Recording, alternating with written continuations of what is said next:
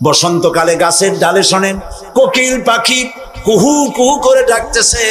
আল্লাহ রাব্বুল আলামিন বলেন ওয়ালাকিন লা তাফকাহুনা তাসবিহাহুম, তোমরা ওদের তাসবিহ বোঝো না, তোমরা শোনো কুহু কুহু, আসলে সে ডাকে আল্লাহু আল্লাহু।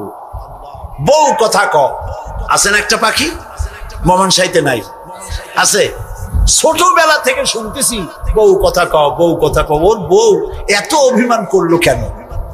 কথা মোটে কই না, আসলে বউ কথা কও আমরা শুনি। আর আল্লাহ বলছেন ওয়ালাকিন লা তাফকাহুনা তাসবিহাহুম, ওরা আমার জিকির করছে তোমরা বোঝো না। মানুষ বুঝবে কেন? মানুষ তো আন্দাজে যা শোনে শব্দের সাথে আপনি যা মিলাবেন তাই কিন্তু হয় ভাই। যেমন ট্রেন ছাড়ছে, ট্রেন যখন ছাড়লো তো প্রাথমিক আওয়াজ শোনা যায় যাচ্ছি যাব যাচ্ছি যাব, যখন জোরে চলে তখন শোনা যায় যাচ্ছি যাব যাচ্ছি যাব, এরকম শোনা যায়, ঠিক না? শব্দের সাথে এরকম যা মিলাবেন তাই হবে। আল্লাহ তাআলা বলছেন তোমরা যা শুনতে পাও, পাখিগুলি তার কলকাকলিতে, বাতাস তার শনশন রবে, নদীগুলি তার কুলুকুলু নাদে, পাতাগুলি তার মর্মর শব্দে, যত আওয়াজ শুনতে পাও এগুলি সব নিছক আওয়াজ নয়, সবগুলির ভিতর থেকে আমার জিকির আমার তাসবিহ হতেছে আল্লাহু আল্লাহু আল্লাহু আল্লাহু।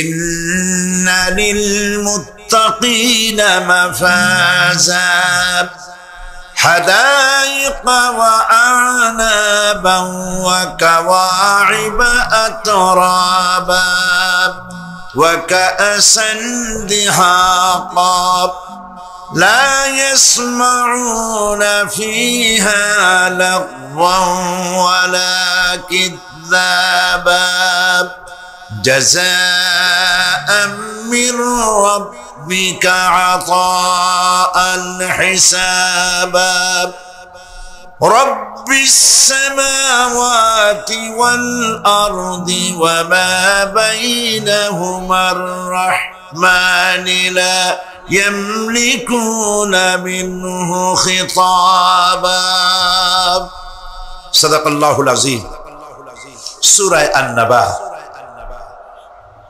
ইন্না লিল মুত্তাকিনা মাফাজা, অবশ্যই মুত্তাকিদের জন্য রয়েছে সাফল্যের একটি স্থান।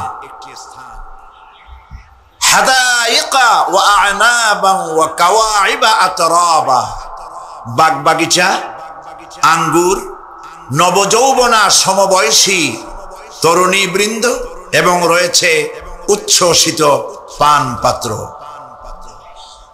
লা ইয়াসমাউনা ফিহা লাগবান ওয়ালা কিযাবা, সেখানে তারা কোনো আজে বাজে মিথ্যে কথা শুনতে পাবে না।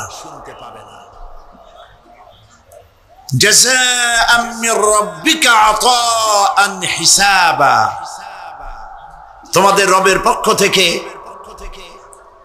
এছাড়াও রয়েছে যথেষ্ট প্রতিদান এবং পুরস্কার।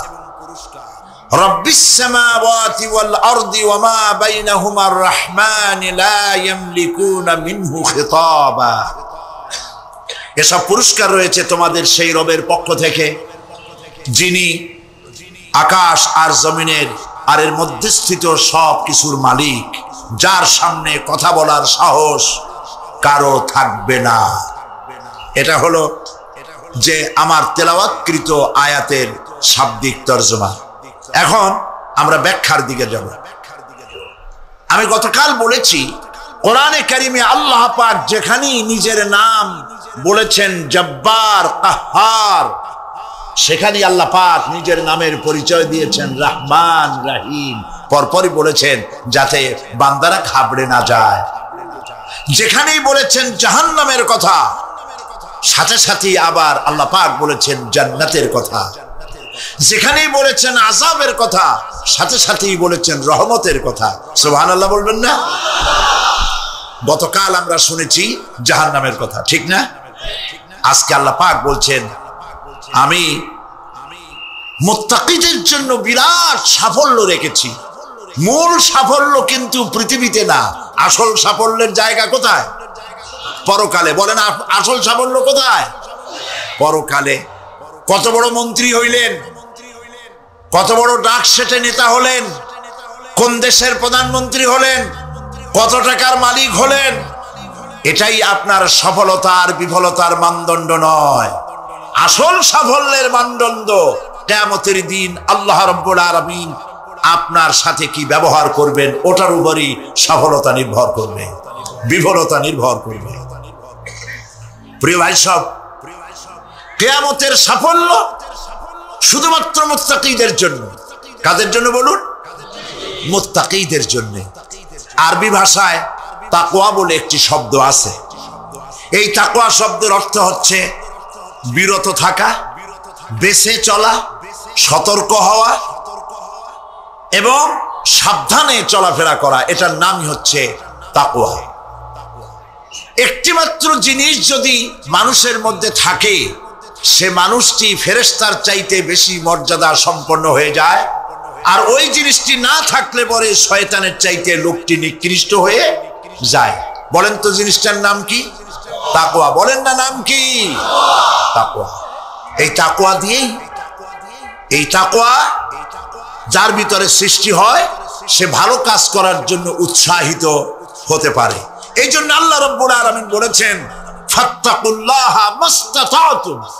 আল্লাহ পাককে ভয় করো, যতটা ভয় করা সম্ভব অতটাই ভয় করো।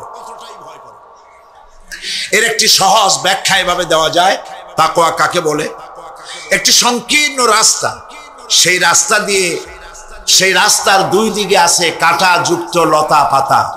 এরকম একটা রাস্তা দিয়ে যখন আপনি যাবেন, তখন আপনি বলুন তো, তখন আপনি বলেন কিভাবে যাবেন? আপনার গায়ে জামা আছে, চাদর আছে, রাস্তাটা খুব ন্যারো, দুই দিকে কাঁটা যুক্ত লতা পাতা। বেতের গাছ দেখছেন? বেত, ওই রকমের বেতের কাঁটা যুক্ত লতা পাতা আছে। যাবেন কেমনে?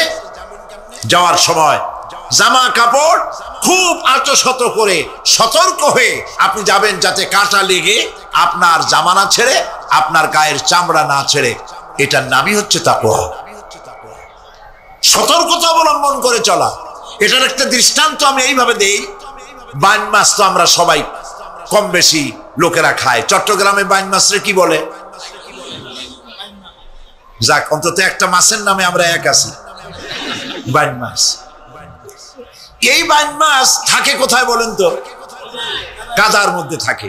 যারা বাইন মাছ ধরেছে তাদের মুখে শুনেছি যে বাইন মাছ যতই কাদার মধ্যে দিয়ে টাইনা বাইর করলাম, এর গায়ে কোনোদিন কাদা দেখি নাই। তা শুধু খাবেন না, ওর কাছ থেকে অন্তত তাকওয়ার শিক্ষাটা নিবেন। ও কাদায় থাকে, তাকওয়ার কারণে কাদা ওর গায়ে লাগে না।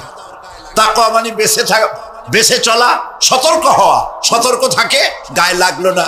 আপনিও আপনার সমাজকে পরিচ্ছন্ন বানাবেন, নিজেও পরিচ্ছন্ন থাকবেন, আল্লাহকে ভয় করে চলবেন, সতর্ক হবেন। এটার নামই তাকওয়া। দেখুন আল্লাহ রাব্বুল আলামিন বলছেন, ইয়া আইয়ুহাল্লাযীনা আমানুত্তাকুল্লাহা হাক্কা তুকাতিহি ওয়া লা তামুতুন্না ইল্লা ওয়া আনতুম মুসলিমুন। আল্লাহ পাক বলেন, হে বিশ্বাসীরা, তোমরা আল্লাহ পাককে ভয় করো, ভয় করার মতো ভয় করো, আর মুসলমান না হয়ে মরে যেও না। সুবহানাল্লাহ।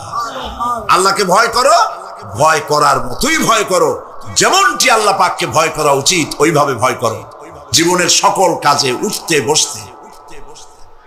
একটা দৃষ্টান্ত দিলে আপনাদের বুঝতে সুবিধা হবে। তাকওয়ার একটা দৃষ্টান্ত দিলে বুঝতে সুবিধা হবে। হাদিস, নবী করিম সাল্লাল্লাহু আলাইহি ওয়াসাল্লাম বলছেন,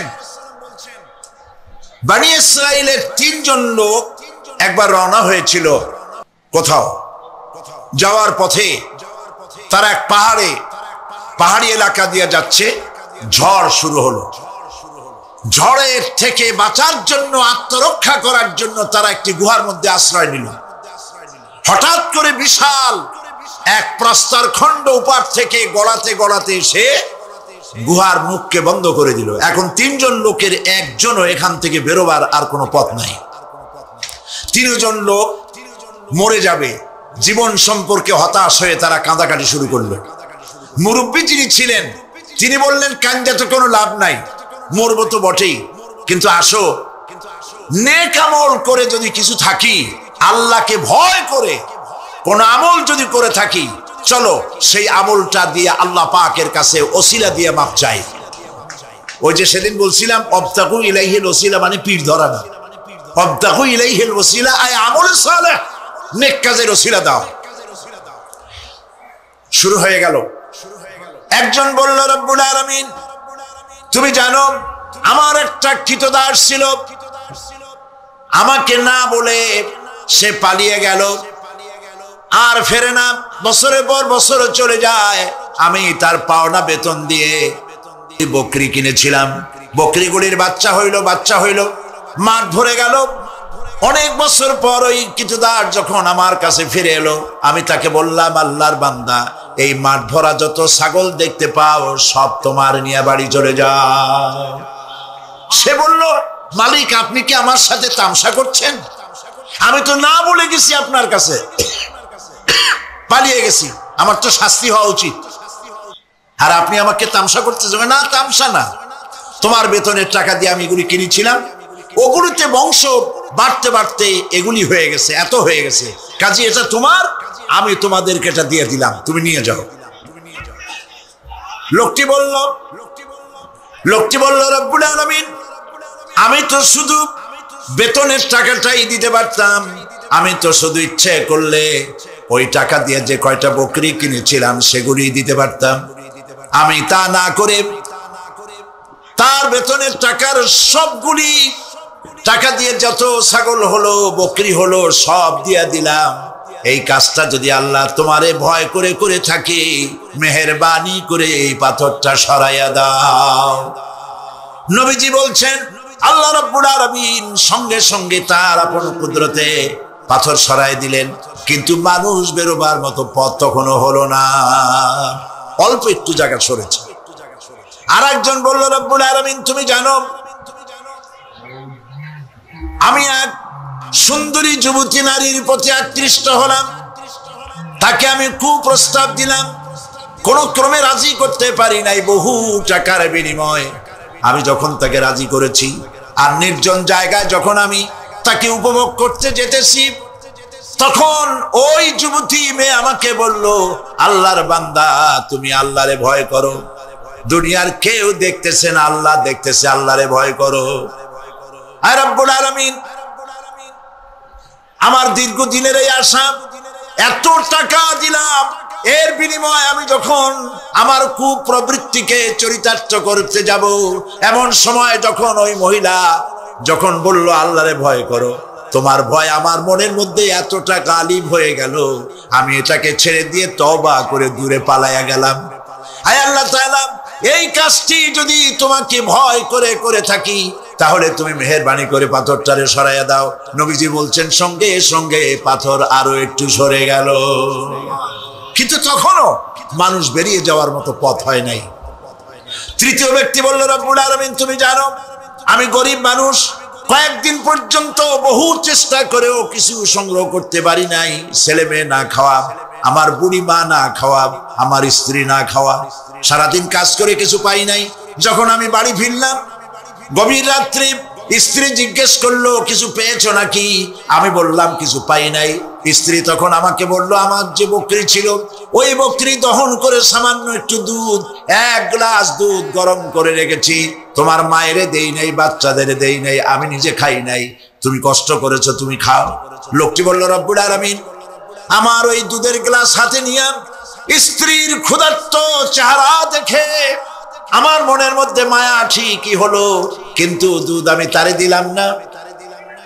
আমার কলিজার টুকরা সন্তানগুলির দিকে ক্ষুধাকৃষ্ট চক্ষু কুটরাগত ক্ষুধার জ্বালায় অস্থির বাচ্চাগুলি, তাদের দিকে তাকালাম, বেদনায় কলিজা ভরে উঠলো, দুধ আমি তাদেরও দিলাম না। এবার চলে গেলাম আমার মায়ের রুমে, যে দেখলাম আমার বুড়ি বাপ 2-3 দিন অনাহারে, মা আমার ক্ষুধায় পড়ে আছেন বিছানায়। আমি আমার সন্তানের দিকে তাকালাম, আমার স্ত্রীর দিকে তাকালাম, নিজেরও পেট আমার পেটেও দারুণ ক্ষুধা, কাউকে দুধ দিলাম না, আমার মায়েরে ঘুমের থেকে জাগাইয়া পাশে বসাইয়া সবটুকুন দুধ আমার মায়েরে খাওয়াইয়া দিয়েছিলাম। রব্বুল আলামিন, এই কাজটি যদি আমি তোমাকে ভয় করি করে থাকি রব্বুল আলামিন, তাহলে মেহেরবানি করে পাথরটা সরাই দাও। আমার নবীজি বলছেন সঙ্গে সঙ্গে পাথরটি গুহা মুখ থেকে সরে গেল। আল্লাহ পাককে ভয় করা, ভয় করে চলার একটি দৃষ্টান্ত, এভাবে অনেক দৃষ্টান্ত হাদিস শরীফের মধ্যে এবং কোরআনের মধ্যে রয়েছে। প্রিয় ভাই সব, মানুষের মর্যাদা টাকায় বাড়ে না। আপনি সৈয়দ বংশের লোক, এটা দেখার আল্লাহর কোনো জরুরত নাই। আপনি বড় আলেম, এটা দেখার জরুরত আল্লাহর নাই। আপনি প্রধানমন্ত্রী, আপনি প্রেসিডেন্ট, দেখার কোনো দরকার আল্লাহ পাকের নাই। কোন পয়গম্বরের বাপ, কোন পয়গম্বরের মা, কোন পয়গম্বরের স্ত্রী, তাও দেখার দরকার নাই আল্লাহ পাক। আল্লাহ পাকের কাছে মর্যাদা, ইন্না আকরামাকুম ইনদাল্লাহি আতকাকুম। তোমাদের মধ্যে আল্লাহর কাছে মর্যাদা হচ্ছে সেই ব্যক্তির, যে ব্যক্তি তোমাদের মধ্যে সব থেকে বেশি আল্লাহ পাককে ভয় করে। সুবহানাল্লাহ বলুন। এই ধরনের যারা আল্লাহ পাককে ভয় করে চলবে জীবনের সকল ক্ষেত্রে, সকল ক্ষেত্রে ভয় করবে, শুধু এক ক্ষেত্রে না, সব জায়গায়। এই জন্য ট্রান্সপারেন্সি, স্বচ্ছতা, জবাবদেহিতা, শুধুমাত্র ঊর্ধ্বতন কর্মকর্তার কাছে জবাবদেহিতা নয়, শুধু গভর্নমেন্টের কাছে জবাবদেহিতা নয়, সব থেকে বড় জবাবদেহিতা কার কাছে বলেন? চিল্লায় বলুন। আল্লাহ পাকের কাছে জবাবদেহিতা সব থেকে বড়। প্রিয় ভাই সব, লোকেরা ভালো বললে এই ভালোটা আল্লাহ গ্রহণ করেন। সেটা কিভাবে? আপনি তো জোর করে আদায় করছেন। মানুষের জিজ্ঞেস করছেন লোকটা কেমন, তার কাছে যে টাকা পাবে, তারে যে গাইলাইছে, তারে যে মারছে, সেও বলবে ভালো। এত মানুষের মধ্যে উল্টা করিয়া সে জান নিয়ে ফেরবে কেমনে? কিন্তু আসল কথা কোনটি? আসল কথা হলো, একটি লোক মারা গেছে, কেউ জিজ্ঞাসা করে নাই, কানে আসা মাত্রই একজনের মুখ থেকে বেরিয়ে গেল, আহারে লোকটা বড্ড ভালো ছিল। এইটা আল্লাহ গ্রহণ করবে। সুবহানাল্লাহ, এটাই আল্লাহ গ্রহণ করবে। সেই জন্য এই কাজগুলি হতে হবে তাকওয়ার ভিত্তিতে। আল্লাহকে ভয় করতে হবে ফিস সিররি ওয়াল আলানিয়া, এটি প্রকাশ্যে এবং গোপনে, সর্বাবস্থায় কলিজার মধ্যে ভয় থাকবে কার? চিল্লায় বলতে হবে কার? আল্লাহ ছাড়া কাউকে ভয় করি না, মনে থাকবে। আল্লাহ ছাড়া কাউকে ভয় করব না। আল্লাহ ছাড়া এত কাউকে ভালোবাসবো না। সব থেকে ভালোবাসবো কারে? আল্লাহকে। ভয় করবো কারে? আল্লাহ পাককে। আল ঈমানু বাইনাল খাউফি ওয়ার রাজা। ঈমান হচ্ছে দুটি জিনিসের মধ্যে, ঈমান এবং আশা। ঈমান এবং আশা, ভয় এবং আশা, ভয় এবং আশা, এই দুইটার মধ্যে হলো ঈমান। হযরত ওমর রাদিয়াল্লাহু তাআলা আনহু কিয়ামতের দিন তিনি বলেন, কিয়ামতের দিন আল্লাহ রাব্বুল আলামিন যদি বলেন পৃথিবীর সমস্ত মানুষ জান্নাতে চলে যাবে, একটা মানুষ মাত্রই জাহান্নামে যাবে, আমি আল্লাহ পাককে এত ভয় পাই, হতে পারে সেই ব্যক্তি আমি ওমর হয়ে যেতে পারি। আর যদি কিয়ামতের দিন আল্লাহ রাব্বুল আলামিন বলেন একটি মাত্র মানুষ জান্নাতে যাবে আর সব জাহান্নামে যাবে, আমি আমার আল্লাহকে এত আশা করি, এতই তার উপরে আশা রাখি যে সেই ব্যক্তি আমি ওমর হয়ে যেতে পারি। এখানে আল্লাহ পাককে ভয় করুন। ব্যবসায় বরকত দেওয়ার মালিক কে? জোরে বলেন কে? আল্লাহ রাব্বুল আলামিন বরকত দেওয়ার মালিক। এটা বিশ্বাস করে আল্লাহকে ভয় করুন। ব্যবসায়ী ভাইরা নিয়ত করুন, ওজনে কম দেব না, খাদ্যে ভেজাল দেব না, মিথ্যে কথা বলবো না, এই তাফসীর শোনার দাম হবে। যারা চাকরি করেন তারা ওয়াদা করুন, সরকার যে বেতন দেয় সেই বেতন দিয়ে যেমন করে হোক কষ্ট করে জীবন যাপন করতে হলেও করব, হারাম ঘুষ খাবো না। ঘুষ খাওয়া হারাম, শূকরের মাংস খাওয়া যেমন হারাম, ঘুষের একটি পয়সাও থেকে শুরু করে কোটি কোটি টাকা পর্যন্ত তেমন হারাম। এগুলো যদি বাঁচতে পারেন তাহলেই এর নাম হবে তাকওয়া। এটাকে আপনাকে বুঝতে হবে এইভাবে। পুলিশ দেখে না, এন্টি করাপশন ডিপার্টমেন্ট দেখে না, গোয়েন্দা বিভাগের কেউ দেখে না, কিন্তু আল্লাহর চোখে ফাঁকি দেওয়া যাবে না। এটার নাম হলো তাকওয়া। এই আল্লাহকে ভয় যদি করতে পারি তাহলে পরিচয় হবে মুত্তাকি। আর কোরআন আসছে মুত্তাকিদের জন্য। ইবাদত করলে পরে তাকওয়ার সৃষ্টি হবে, রোজা রাখলে পরে তাকওয়ার সৃষ্টি হবে। আল্লাহকে ভয় করাটার নামই হলো তাকওয়া। এই তাকওয়া যারা করবে, আল্লাহরে ভয় করবে, সেই বান্দাদের জন্য আল্লাহ পাক বলছেন, কি বলছেন? ইন্নালিল মুত্তাকিনা মাফাজা। এই মুত্তাকিদের জন্যই রয়েছে বিরাট সাফল্য কিয়ামতের দিন। সুবহানাল্লাহ। আল্লাহ পাক এদেরকে জান্নাত দিবেন। কি দিবেন বলে? এমন এক জান্নাত দিবেন, কোরআনে কারীমের মধ্যে আল্লাহ পাক এই পৃথিবীর বুকে যারা আরামের টাটকা সুখগুলি, আরামগুলি যারা বর্জন করে আল্লাহ রাব্বুল আলামিনকে বিশ্বাস করে যারা জীবন পরিচালনা করেছে, আল্লাহ পাক তাদের জন্য জান্নাত রেখেছেন। এবং তাদের জন্য বলছেন, সাবিকু ইলা মাগফিরাতিম মির রাব্বিকুম ওয়া জান্নাতিন আরদুহা কাআরদিস সামাই ওয়াল আরদ উইদ্দাত লিল্লাযিনা আমানু বিল্লাহি ওয়া রাসূলিহি। আল্লাহ পাক বলেন, প্রতিযোগিতা করো আল্লাহর মাগফিরাত কামনার জন্য আর জান্নাতে যাওয়ার জন্য প্রতিযোগিতা করো। আল্লাহর রহমত পাওয়ার জন্য সৎ কাজের প্রতিযোগিতা করো, তাহলে আল্লাহ রাব্বুল আলামিন তোমাদেরকে ক্ষমা করবেন আর তোমাদের জন্য এমন জান্নাত দিবেন যেই জান্নাত আকাশের বিশালতার জমিনের বিশালতার মতো। এই বিরাট জান্নাত তোমাদেরকে দিবেন। এই জান্নাত চিরস্থায়ী সুখ এবং শান্তি জায়গা হবে। মাসালুল জান্নাতিল্লাতী উইদাল মুত্তাকুন ফিহা আনহারুম মিন মাইন গায়রি আসিনিন ওয়া আনহারুম মিন লাবানিন লাম ইয়াতাগায়্যার তা'আমুহু। আল্লাহ পাক বলছেন, জান্নাত আল্লাহ পাক ওয়াদা করেছেন মুত্তাকিদের জন্য। আল্লাহ পাক জান্নাত দিবেন যে জান্নাতের ভিতরে রয়েছে মধুর প্রস্রবণ, রয়েছে দুধের প্রস্রবণ, রয়েছে সেখানে স্বচ্ছ পানীয় পানির প্রস্রবণ রয়েছে। এই সুন্দর জান্নাত, ঝর্ণা ধারা আল্লাহ পাক সৃষ্টি করেছেন, বাগ বাগিচা দিয়ে ভরে রেখেছেন জান্নাত। সেই জান্নাতে জান্নাত হবে এয়ার কন্ডিশন, রৌদ্রের তাপ হবে না সেখানে, রৌদ্রের খরতাপ হবে না সেখানে, ঠান্ডার প্রচন্ডতা থাকবে না। কিরকম হবে জায়গাটা?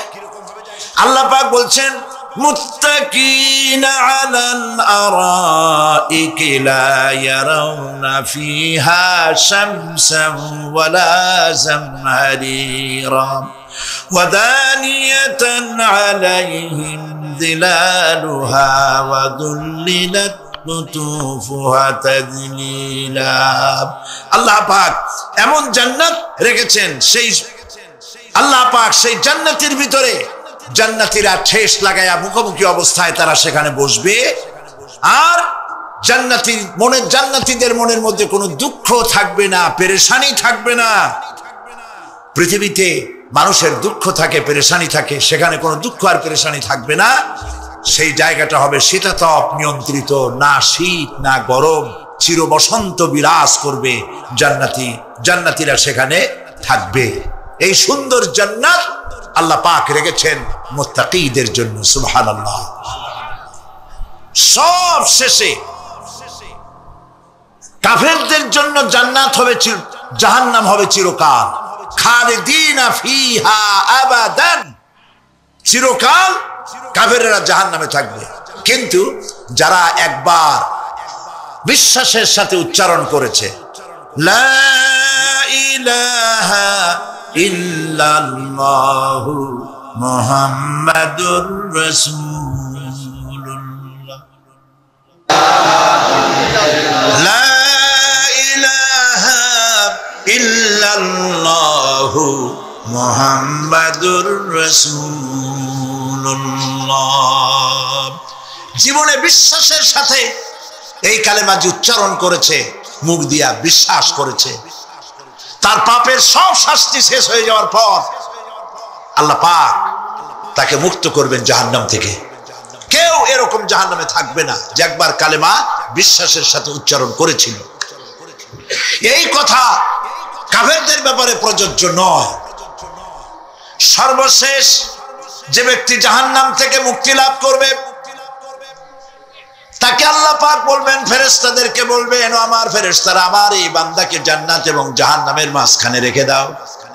জান্নাত এবং জাহান্নামের মাঝখানে লোকটি যখন থাকার জায়গা পাবে সে জান্নাতের দিকে তাকায়া দেখবে আর কাঁদতে থাকবে।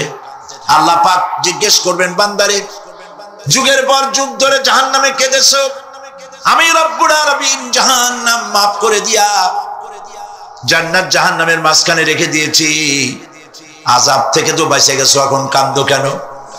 লোকটি বলবে, রব্বুল আলামিন কান্দি এই কারণে, জাহান্নাম থেকে মাফ করেছো, তোমার শুকরিয়া আদায় করি।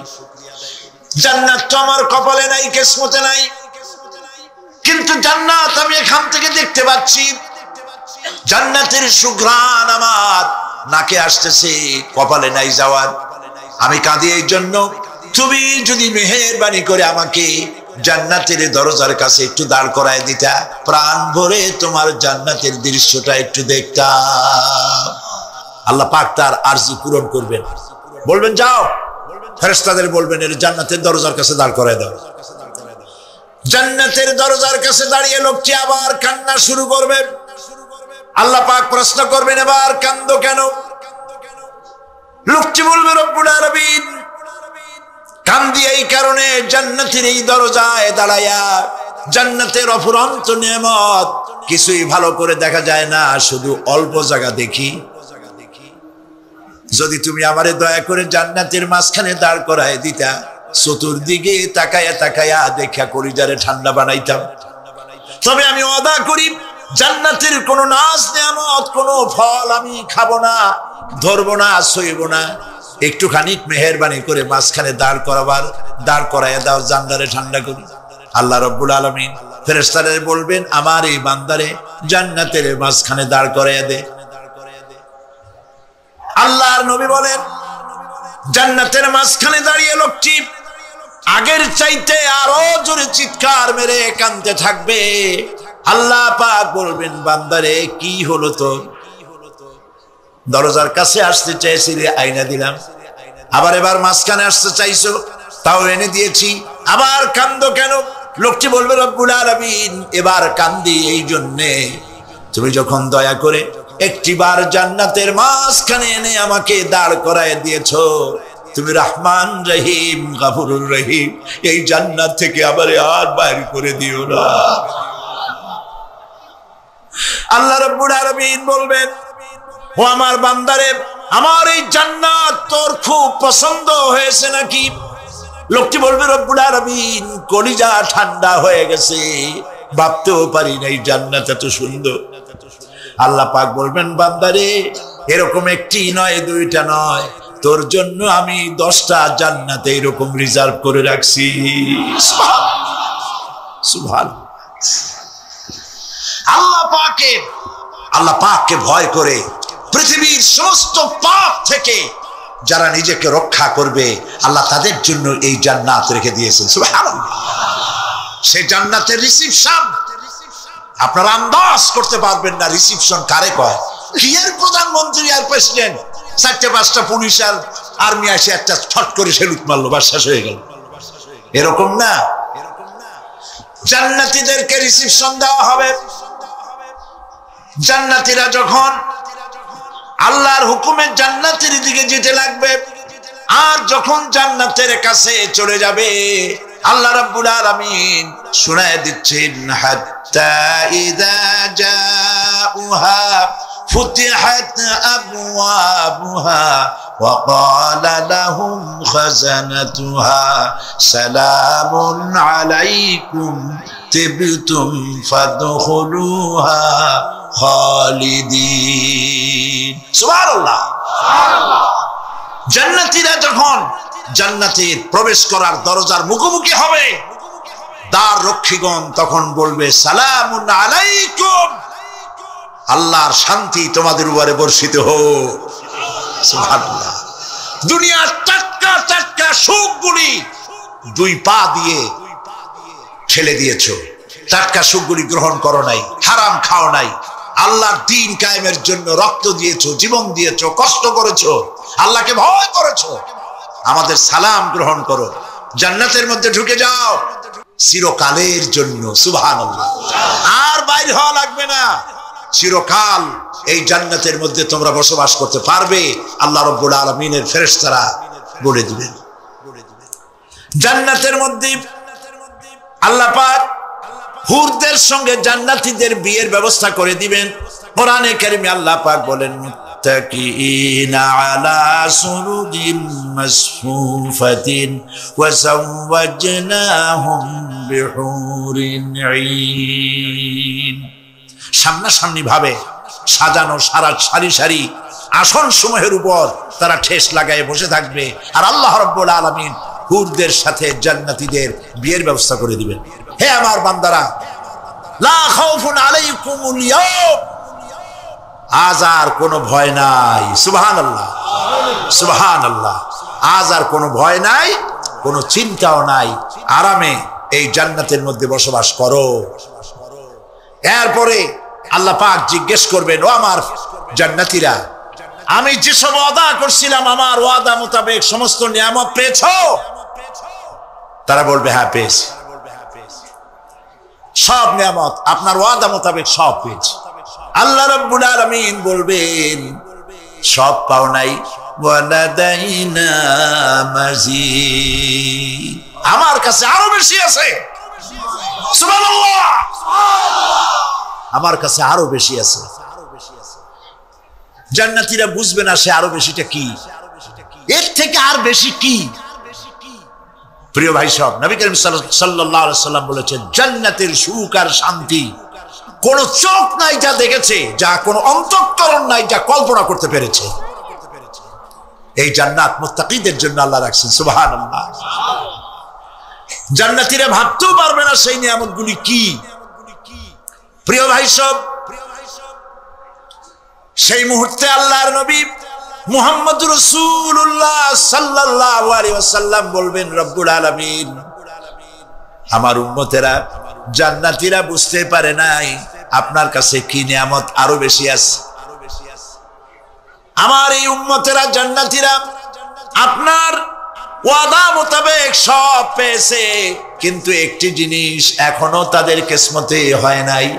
সেই জিনিসটা হলো যারা তার রবকে না দেখে শুধু কোরআন আর হাদিসের কথা শুনে আরামের ঘুম হারাম করে তাহাজ্জুদের নামাজ আদায় করেছিল, চোখের পানি ফেলেছিল, যারা জান্নাত দেখে নাই, জাহান্নাম দেখে নাই, আপনাকে ভয় করে যারা জীবন পরিচালনা করেছিল, যারা আপনাকে দেখে নাই, না দেখে শুধু কোরআন হাদিস বিশ্বাস করে যারা অকাতরে নিজেদের জীবন বিলায় দিয়েছিল, এই জান্নাতীরা এখন পর্যন্ত তার রবকে দেখতে পারে নাই। আল্লাহ রাব্বুল আলামিন তার সামনে থেকে ৭০,০০০ পর্দা সরে যাবে। আল্লাহ পাক বান্দাদের আরজি পুরা করার জন্য জান্নাতীদের সামনে তিনি জালোয়া ফরোজ হবে। কোরআন শরীফের ভিতরে আল্লাহ পাক বলেন জান্নাতীরা তারা আল্লাহর দিকে, জান্নাতীরা তার রবের দিকে তাকিয়ে থাকবে, আর রব তার বান্দাদের দিকে তাকায়া থাকবে। প্রাণ ভরে জান্নাতীরা রবকে দেখবে। সুবহানাল্লাহ। আল্লাহ পাককে দেখবে। প্রাণ খুলে আজ দোয়া করি রব্বুল আলামিন জান্নাতের যেই পরিবেশে যেই জায়গায় তুমি দয়া করে তোমার গোলামদেরকে তুমি নিজেই দর্শন দিবে, দেখা দিবে। মনিব গো, ও আমাদের রব, আজ এই বিশাল জনসমুদ্র নিয়ে তোমার দরবারে আবেগ ভরা কণ্ঠে বলি, যেই অনুষ্ঠানটি তুমি এমন মুবারক অনুষ্ঠান করবে যেখানে তুমি জান্নাতীদেরকে দেখা দিবে, ওই জান্নাতের কোনো একটি, ওই অনুষ্ঠানের কোনো একটি কোনায় কানায় আমাদেরকেও দাঁড় করাইয়া দেখার তৌফিক।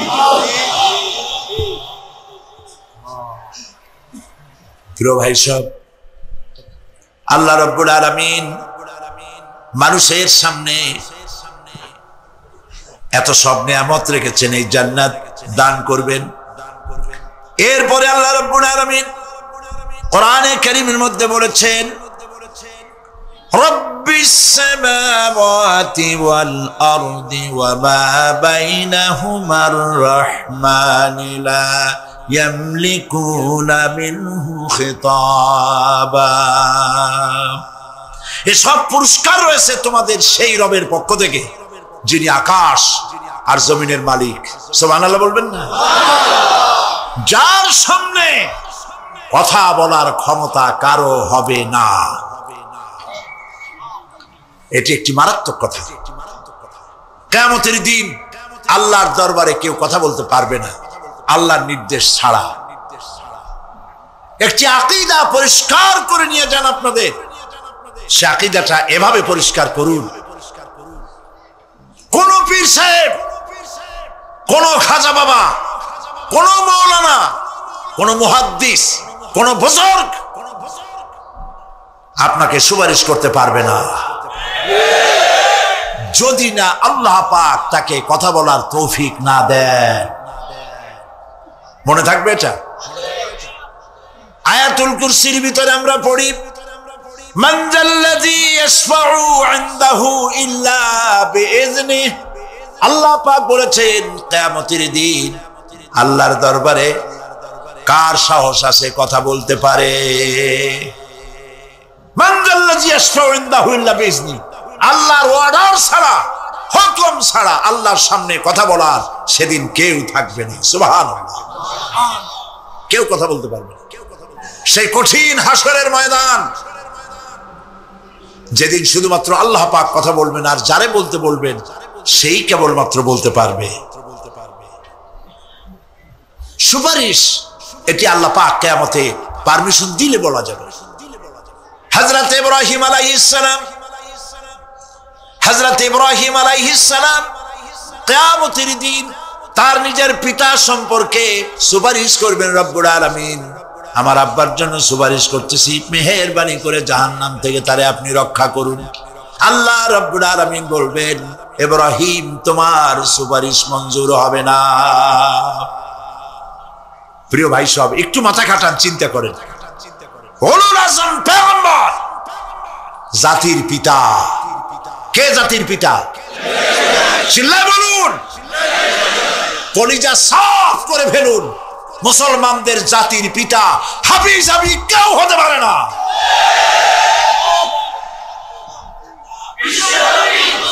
মিল্লাতা আবিকুম ইব্রাহিম। ইব্রাহিম আলাইহিস সালাম এই মিল্লাতের পিতা। সুবহানাল্লাহ। হযরত ইব্রাহিম আলাইহিস সালাম কিয়ামতের দিন বলবেন, আল্লাহ আমার আব্বার জন্য সুপারিশ করছি। আল্লাহ পাক বলবেন মঞ্জুর হবে না।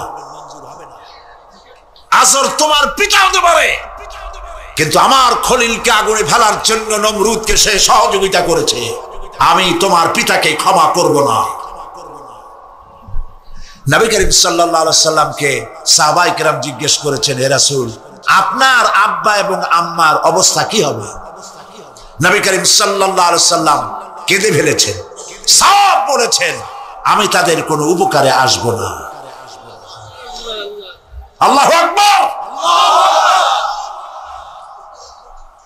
আপনি মনে করছেন নাকি যে ইয়া নবী সালাম আলাইকা বলি অমনি নবী সুপারিশ পাবেন?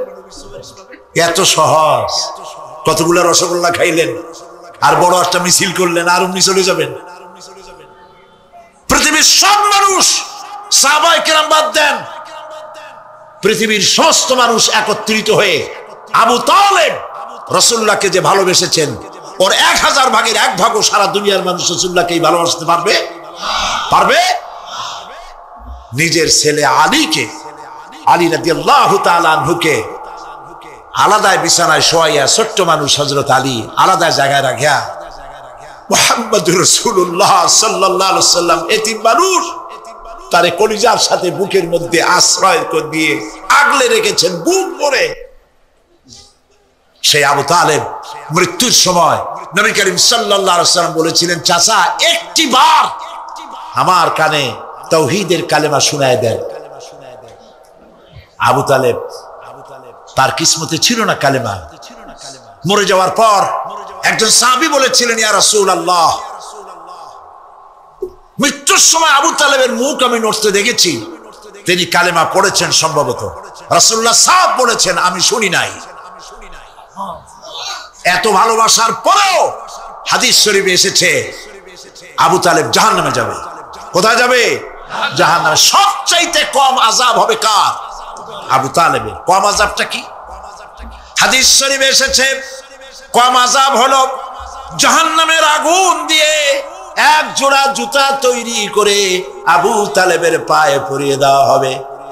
সেই জাহান্নামের আগুনের তৈরি করা জুতার তাপে আবু তালেবের মাথার ঘিলুগুলো টকবক করে বউ পড়তে লাগবে। এত ভালোবেসে যদি কিয়ামতে উপায় না হয়, আপনি ইয়া নবী সালাম আলাইকা, ইয়া রাসূল সালাম আলাইকা, আর কতগুলো জিলাপি খাইলেন, বড় একটা মিছিল করলেন। প্রিয় ভাই সব, এইসব বেদাত ছাড়ুন, এগুলি সুস্পষ্ট বিদআত। রাসূলুল্লাহকে ভালোবাসবেন, সাহাবীরা যেভাবে ভালোবেসেছেন ওইভাবে ভালোবাসবেন। সুন্নতের অনুসরণ কিভাবে করবেন? সুন্নতের অনুসরণ করবেন কিভাবে? নবী করিম সাল্লাল্লাহু আলাইহি ওয়াসাল্লামকে ভালোবাসবেন কিভাবে? হযরত আব্দুল্লাহ ইবনে মাসউদ রাদিয়াল্লাহু তাআলা আনহু তিনি সাফ বলেছেন, মান কানা মুস্তান্নান ফালিয়াস্তান্না বিমান কাদ মাত। কেউ যদি সুন্নতের পূর্ণাঙ্গ অনুসরণ করতে চায়, সেজন্য যারা মরে গেছে তাদের অনুসরণ করে। ফাইনাল হাইয়া লা তু'মানু আলাইহিল ফিতনা। কারণ যে ব্যক্তি মারা গেছে, যে ব্যক্তি বেঁচে আছে, ফাইনাল হাইয়া, যে ব্যক্তি বেঁচে আছে, সে যে ভবিষ্যতে ফিতনায় পড়বে না তা নিশ্চিত করে বলার কোনো উপায় নাই। এই জন্য সুন্নতের অনুসরণ করার জন্য মাপকাঠি কোনো পীর নয়, আলেম নয়, মুহাদ্দিস নয়, মুফাসসির। যে ব্যক্তি মারা গেছে তিনি হলেন সুন্নতের অনুসরণ তারই করতে হবে। তিনি কে? তারা কারা? উলাইকা আসহাবু মুহাম্মদ সাল্লাল্লাহু আলাইহি ওয়াসাল্লাম। তারা হলেন নবী করিম সাল্লাল্লাহু আলাইহি ওয়াসাল্লামের সাহাবায়ে কেরাম রিদওয়ানুল্লাহি তাআলা আলাইহিম আজমাইন। কানু আফদালু হাযিহিল উম্মাহ। তারা হচ্ছে এই উম্মতের শ্রেষ্ঠ সন্তান। আমার দেশে আসে না যারা, যে সরকার যখন আসে তারা এসে এক দলে বলে এরাই হলো দেশের জাতির শ্রেষ্ঠ সন্তান। না, শ্রেষ্ঠ সন্তান তোমরা সার্টিফিকেট দিলে হবে না। এই বিশ্বের শ্রেষ্ঠ সন্তান আল্লাহর নবীরা, আর তারপরে সাহাবায়ে কেরাম রিদওয়ানুল্লাহি তাআলা আলাইহিম আজমাইন। আবাররাহা কুলুবান, তাদের কলবকে আল্লাহ পাক পবিত্র করেছেন। ওয়া আ'মাকাহা ইলমান, আর তাদেরকে গভীর ইলম দান করেছেন। ওয়া কাল্লাহা তাকাল্লুফান, আর সমস্ত রকমের বক্রতা থেকে তাদের কলিজাকে আল্লাহ পাক মুক্ত করে দিয়েছেন। ইখতারাহুমুল্লাহু লিসুহবাতি নবিয়্যিহি ওয়া লিইকামাতি দীনিহি। আল্লাহ পাক এই সব লোকদের, কাদের? সাহাবীদের, এই সব লোকদেরকে আল্লাহ বাছাই করেছিলেন মুহাম্মদ রাসূলুল্লাহ সাল্লাল্লাহু আলাইহি ওয়াসাল্লামের সাহাবী হওয়ার জন্য। বাছাই করছে কে? আল্লাহ পাক নিজে বাছাই করেছেন রাসূলের সাহাবী হওয়ার জন্য। কি জন্য? লিকামতে দ্বীন, আল্লাহ পাকের দ্বীন প্রতিষ্ঠার জন্য। সেই জন্য প্রিয় ভাই সব, কিয়ামতের দিন সুপারিশ কেউ কিন্তু করতে পারবে না। সুপারিশ করতে পারবেন কেবলমাত্র কে? বলেন সবাই। আল্লাহ সুবহানাহু ওয়া তাআলা যাকে পারমিশন দিবেন তিনি কেবল করতে পারবেন, আর কেউ সুপারিশ করতে পারবে না। সেই জন্য মনের থেকে, কলজা থেকে সমস্ত কথা উঠায় ফেলে ঈমান পোক্তা করুন। সেদিন কথা বলবার মতো ক্ষমতা আল্লাহর সামনে কারো হবে না। যিনি তাকে পারমিশন দিবেন তিনি কেবল বলতে পারবেন।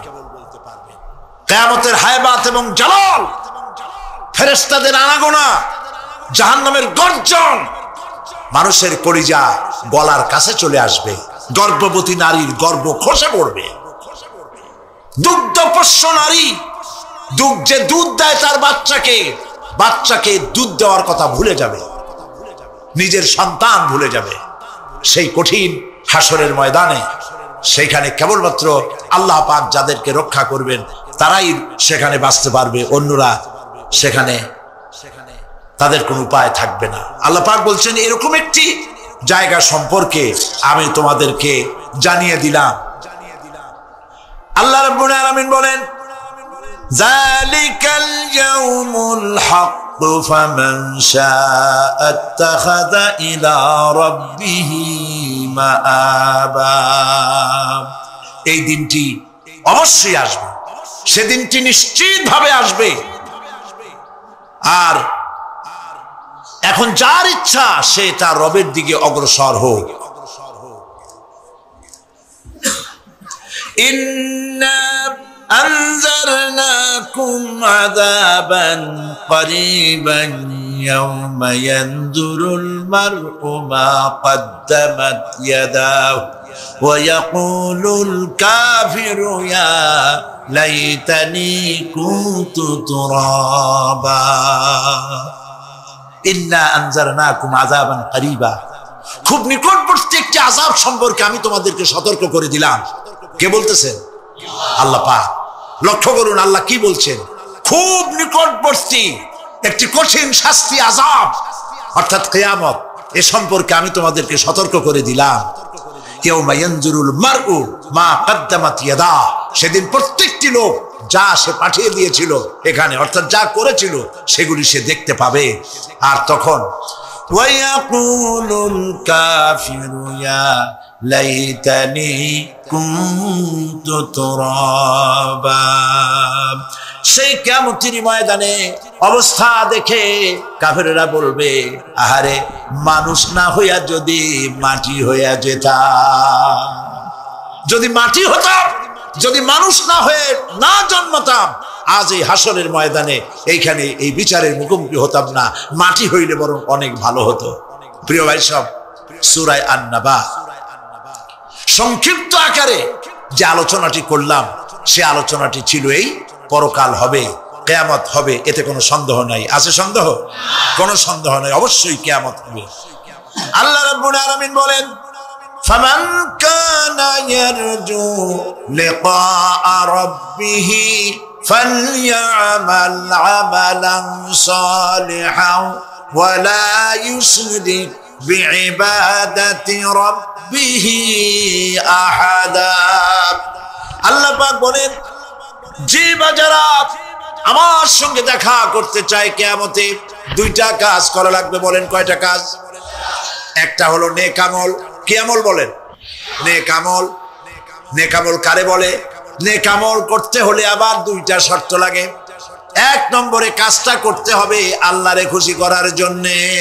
কারে খুশি করার জন্য? একটা মাদ্রাসা বানাইছি যাতে লোকেরা বলে যে বড় একটা মাদ্রাসা বানাইছে, এই জন্য মাদ্রাসা বানাবেন, মসজিদ বানাবেন, হসপিটাল বানাবেন, যা কিছু করেন নিয়ত হবে আল্লাহকে খুশি করা। নিয়ত হবে কারে খুশি করা? আল্লাহ পাককে খুশি করা। এই হলো নেক আমলের প্রথম শর্ত, কাজ হবে আল্লাহকে খুশি করার জন্য।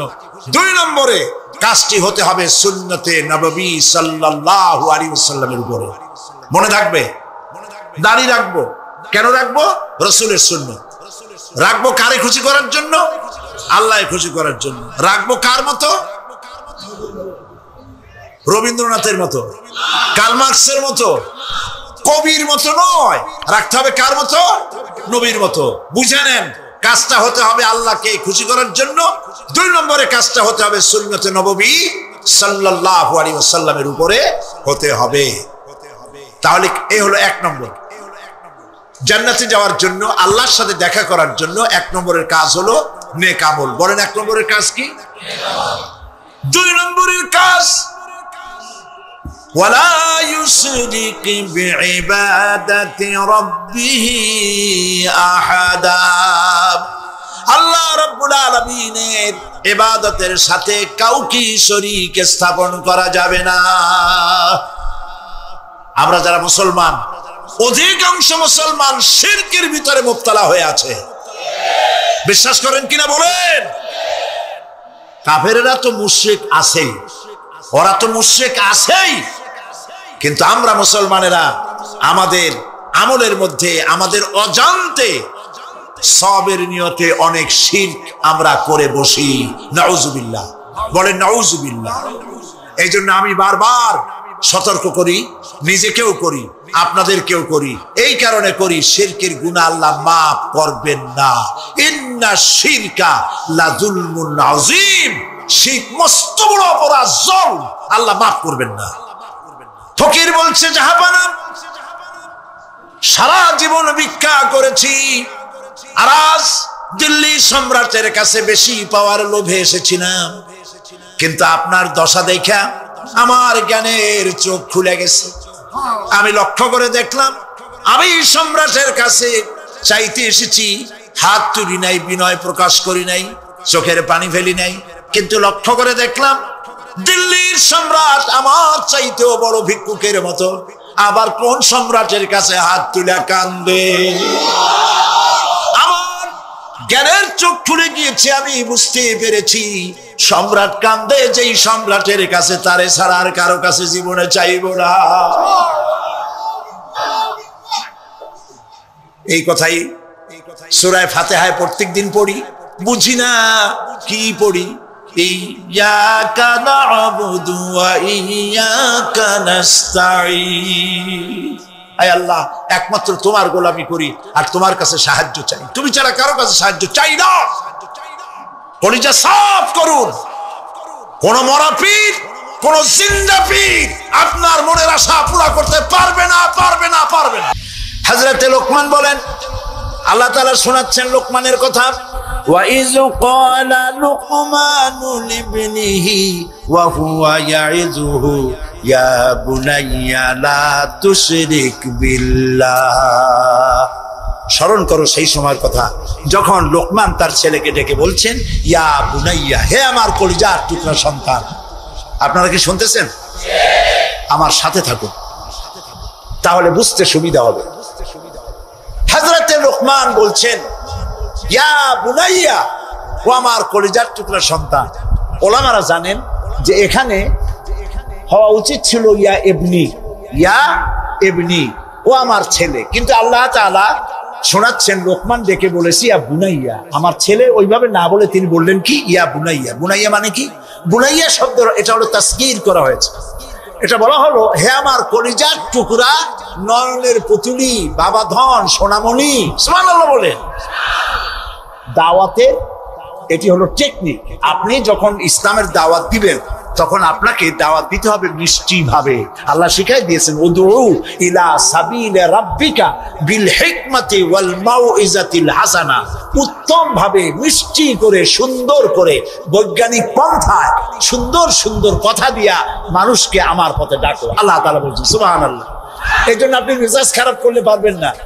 যে চোরের কাশি রোগ হয় আর যে পীরের মেজাজ খারাপ, এই দুইজন ব্যবসায় ভালো করতে পারবে না। পীরের যদি মেজাজ খারাপ বেশি হয়, মুড়ির একটাও পাবে না। আর যদি চোরের কাশি রোগ হয়, চুরি করতে গিয়ে পিটান খাওয়া ছাড়া পথ নেই। তো আপনি দিনের দাওয়াত দিবেন, আপনার মেজাজ ভালো হইতে হবে। দাওয়াত দিবেন মিষ্টি করে। রাসূলুল্লাহর কথাটাই দেখেন, আগেই কোন সুবহানাল্লাহ। আল্লাহ রাব্বুল আলামিন বলেন, ফাবিমা রাহমাতিন মিনাল্লাহি লিনতা লাহুম ওয়ালাউ কুনতা ফাযযান গালিদাল কলবি লানফাদ্দু মিন হাওলিক।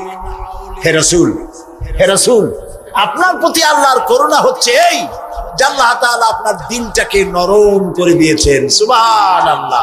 আপনার কাছে যেই আসে সিমেন্টেড হয়ে যায়, কেউ সিটকে বলে না আপনার ব্যবহারের কারণে। রাসূলের ব্যবহার, সুবহানাল্লাহ বলেন, সুবহানাল্লাহ।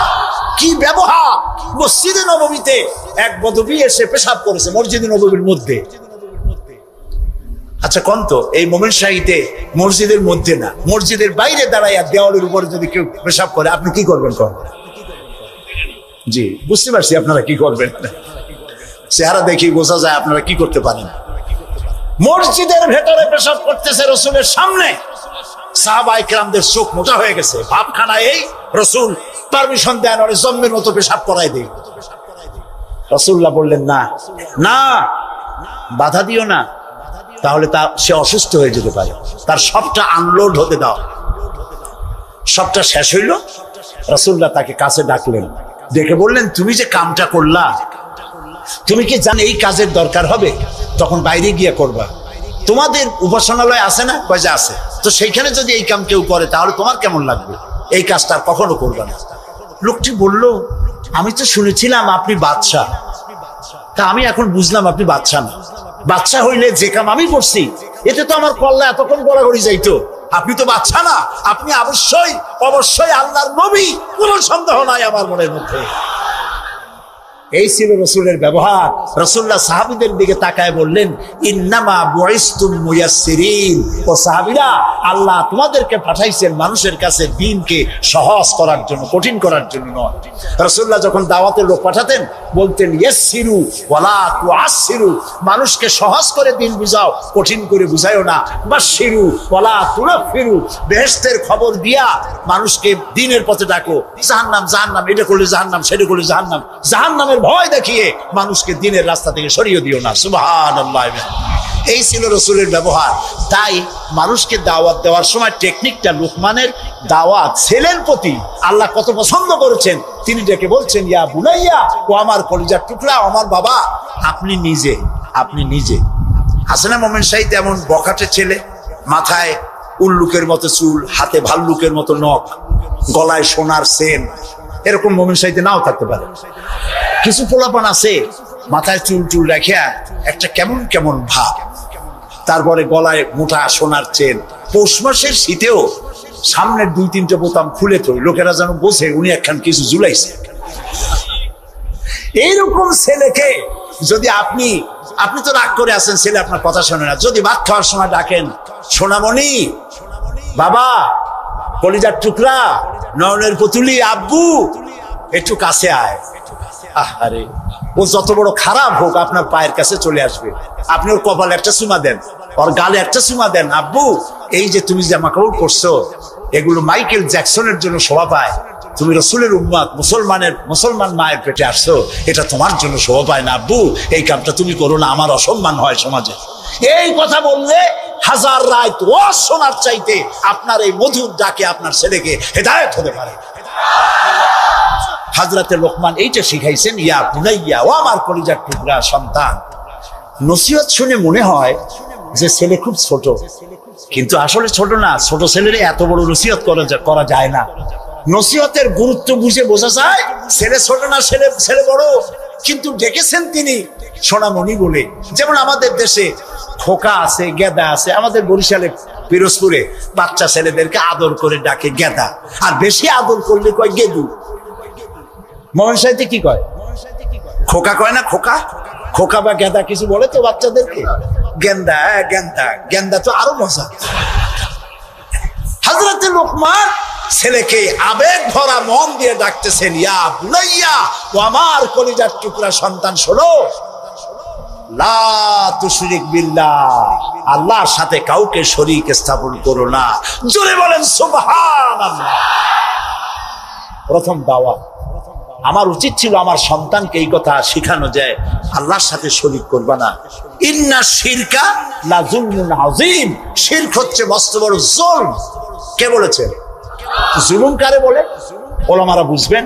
জুলম বলা হয় ওয়াদউস শাই ফি গায়রি মুহাল্লি, যেখানে যে জিনিস রাখার নয় সেইখানে সেই জিনিস রাখার নাম জুলম।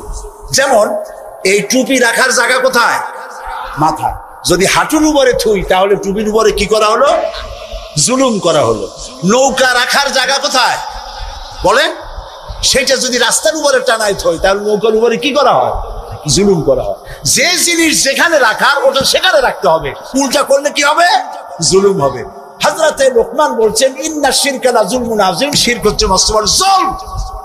তাহলে শিরকটা কি? শিরক হলো আল্লাহর কাছে যেসব সাহায্য পাওয়া যায় ওই সব সাহায্য অন্যের কাছে চাওয়া যাবে না। আল্লাহ তাআলার সঙ্গে চাইলে পরে চাওয়াটাই শিরক নয়। যেমন আমার ঘরে অনেক সময় মেহমান আসে, আমার ঘরে চা বানাবো, চিনি নেই, তখন আমার ঘরের কাজের লোককে বলা হয় দোতলায় যাও বা 3 তলায় যাও, একটুখানি চায়ের পাতা বা একটুখানি চিনি চাই নিয়ে আসো। এটা কিন্তু শিরক না। আমি বাড়ি বানাইতেছি, টাকায় কুলাইতে পারছি না, আমি দেলোয়ার হোসেন খান দুলু ভাইকে বললাম, ভাই আমরা তো পার্লামেন্টে একসাথে থাকি, আমি তো টাকায় কুলাইতে পারতেছি না, আমার 10 লাখ টাকা দেন। এটা শিরক না। কথা কি বুঝে আসতেছে? কোনটা শিরক? শিরক হলো বিবাহ করেছে 8-10 বছর বাচ্চা হয় না, এই বাচ্চা আপনি কোনো খাজা বাবা কোনো পীরের মাজারে চাইতে পারবেন না, এটার নামই শিরক। আমার অসুখ হয়েছে, আমি রোগ মুক্তির জন্য কোনো পীরের নামে মানত করতে পারি না, হারাম।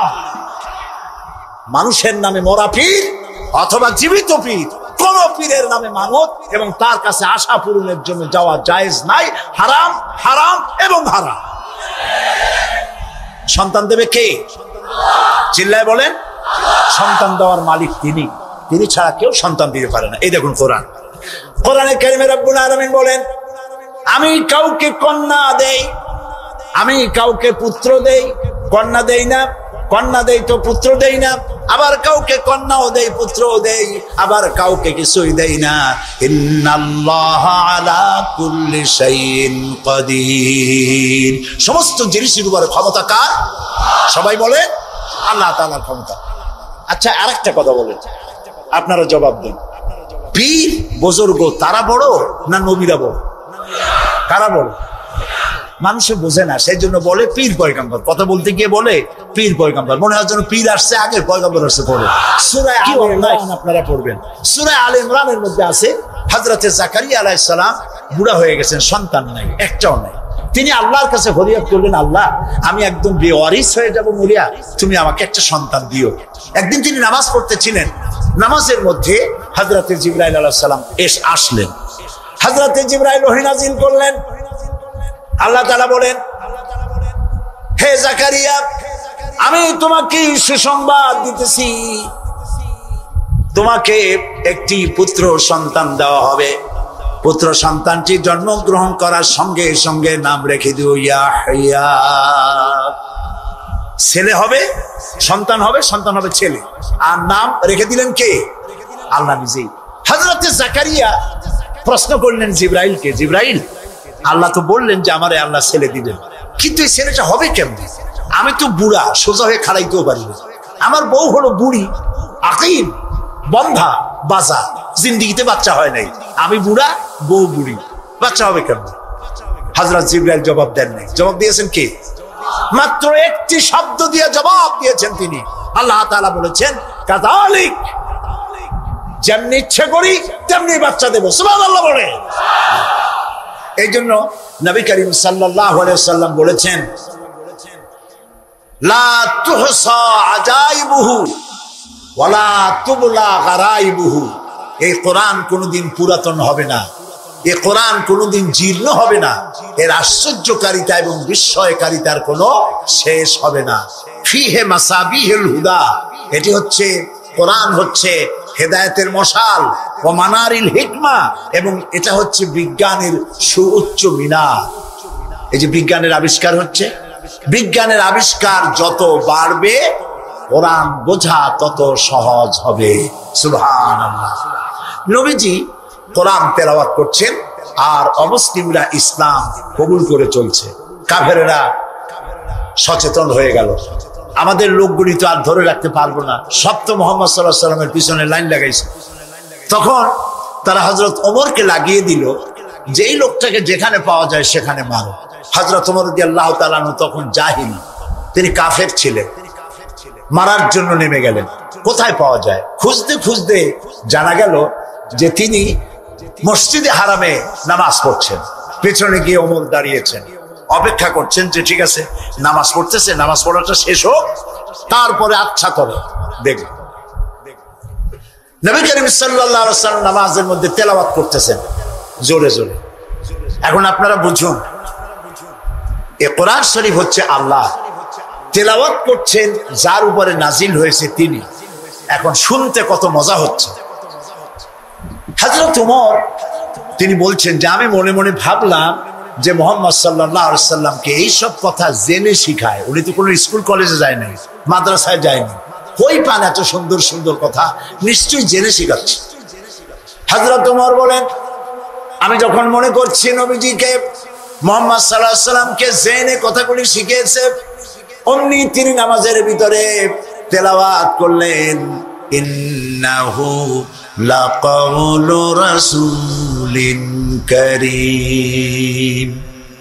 এটি একটি মহান বার্তাবাহকের বর্ণনা, হযরত ওমর চিন্তা করলেন, সর্বনাশ, আমি মনে মনে চিন্তা করছি জেনের কথা, আর উনি জবাবে বললেন না, জেনের কথা না, এটা সম্মানিত বার্তাবাহক, তিনি বর্ণনা করেছেন। হযরত ওমর বলেন, আমি মনে মনে ভাবলাম, জেন যদি না শিখিয়ে থাকে তাহলে তলে তলে কোন ফাঁকে যেন মুহাম্মদ সাল্লাল্লাহু আলাইহি সাল্লাম কবি হয়ে গেছেন, কারণ এত সুন্দর মিলিয়ে মিলিয়ে কথা তো আর শুনি নাই কখনো। হযরত ওমর বলেন, আমি যখন ভাবলাম তিনি কবি হয়ে গেছেন, অমনি তিনি নামাজের ভিতরে আমার এই কথার প্রতিবাদ করলেন। তিনি পড়লেন, ওয়ামা হুয়া বিকাউলি শাইরিন কালিলাম মা তুমিনুন। না না না, এটা কোনো কবির কথা নয়, তোমরা খুব কমই বিশ্বাস স্থাপন করো। হযরত ওমর বলছেন, কি সাংঘাতিক কথা! চিন্তা করলাম জেনের কথা কয় না, জেনের কথা না, চিন্তা করলাম কবির কথা মনে মনে, আর উনি প্রকাশ্যে জবাব দিচ্ছেন যে কবির কথা না। তাহলে তো শুধু কবি, উনি কবি হন নাই, উনি গণকও হয়েছে, তা না হলে আমার মনের কথা বুঝে কেমনে? হযরত ওমর বলেন, আমি যখন মনে মনে চিন্তা করলাম তিনি গণক হয়েছেন, অমনি নামাজের ভিতরে তিনি আমার এই কথারও জবাব দিয়ে দিলেন। তিনি বললেন, ওয়ালা বিকাউলি কাহিনিন কালিলাম মা তাযাক্কারুন। না, এটা কোনো গণকের কথা নয়। সুবহানাল্লাহ, তোমরা খুব কমই উপদেশ গ্রহণ করে থাকো। হযরত ওমর বলছেন, এবার আমার পায়ের তলা থেকে যেন মাটি খসে যাচ্ছে। কি আশ্চর্য কথা! যা মনে চিন্তা করি তার জবাব আসে নামাজ থেকে। এটা জেনের কথা না, এটা কবির কথা না, এটা গণকের কথা না, তবে এটা কি? বিরাট এক জিজ্ঞাসাবোধক চিহ্ন আমার সামনে ঘুরপাক খাচ্ছে, তবে এটা কি? হযরত ওমর বলেন, আমি যখনই চিন্তা করলাম তবে এটা কি, অমনি রাসূল নামাজের ভিতরে আমার সে কথার জবাব দিয়ে দিলেন। তিনি পড়লেন, তানজিলুম মির রাব্বিল আলামিন।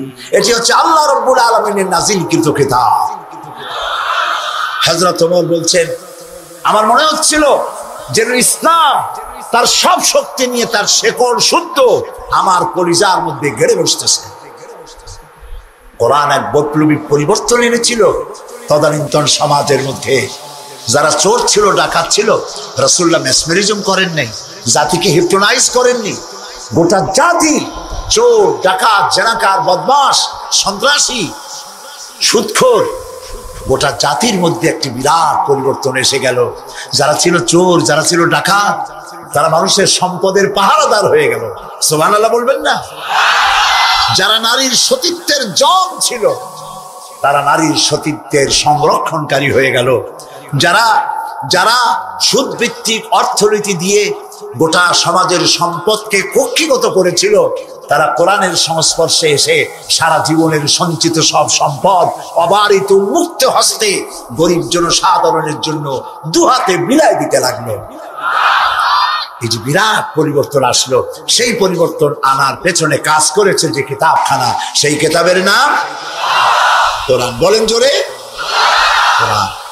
এই কোরআন শরীফকে আল্লাহ তাআলা হেফাজত করার দায়িত্ব নিয়েছেন। বেদ বলেন, বাইবেল বলেন, সমস্ত ধর্মীয় পুস্তকগুলি উল্টাপাল্টা হয়ে গিয়েছে, কোনটার অরিজিনালিটি নাই। আপনি চ্যালেঞ্জ করতে পারেন বুক ফুলাইয়া, বর্তমান বিশ্বে খ্রিস্টানদের কাছে যে বাইবেল আছে, লুক, যোহন, মার্ক, মথি, scripture, New Testament, Old Testament বলতে যা কিছু বুঝায়, ওদের কাছে আল্লাহর কিতাব বলে তারা যে দাবি করে, চ্যালেঞ্জ হয়েছে বর্তমান যুগে খ্রিস্টানদের কাছে যে বাইবেল আছে এর মধ্যে একটি ওয়ার্ডও আল্লাহর নয়, সব তাদের বানানো। এই চ্যালেঞ্জের মোকাবেলা খ্রিস্টান জগৎ করতে পারে নাই। কিন্তু কোরআন শরীফ সম্পর্কে এই কথা কেউ বলতে পারবে না যে একটি অক্ষরও মানুষের তৈরি করা। সুবহানাল্লাহ। এটিকে হেফাজত করেছেন কে? সেটা কি? সেটা হলো আলমারিতে নয়, সিন্ধুকে নয়, ব্যাংকের লকারে নয়, মানুষের মেমোরির ভিতরে, কলিজার মধ্যে, ব্রেনের মধ্যে আল্লাহ পাক কোরআনকে হেফাজত করে দিয়েছে। এমন জায়গায় রেখেছেন যেখান থেকে ফাঙ্গাস পড়ার, অথবা পোকামাকড় ঢুকে, তেলা পোকা, উই পোকা, সার পোকা ঢুকে নষ্ট করবে এমন কোনো সম্ভাবনা নাই। চুরি হবে, ডাকাতি হবে, পরিবর্তন হবে এমন কোনো সুযোগ নাই। কোরআন মানুষকে মুখস্থ করা আল্লাহ সহজ করেছেন, সুবহানাল্লাহ।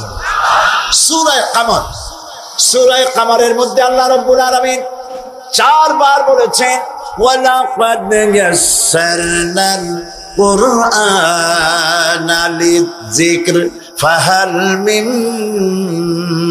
মুদ্দাকির। অবশ্যই কোরআন মুখস্থ করার জন্য আর বোঝার জন্য আমি আল্লাহ মানুষের কাছে সহজ করে দিয়েছি, সুবহানাল্লাহ।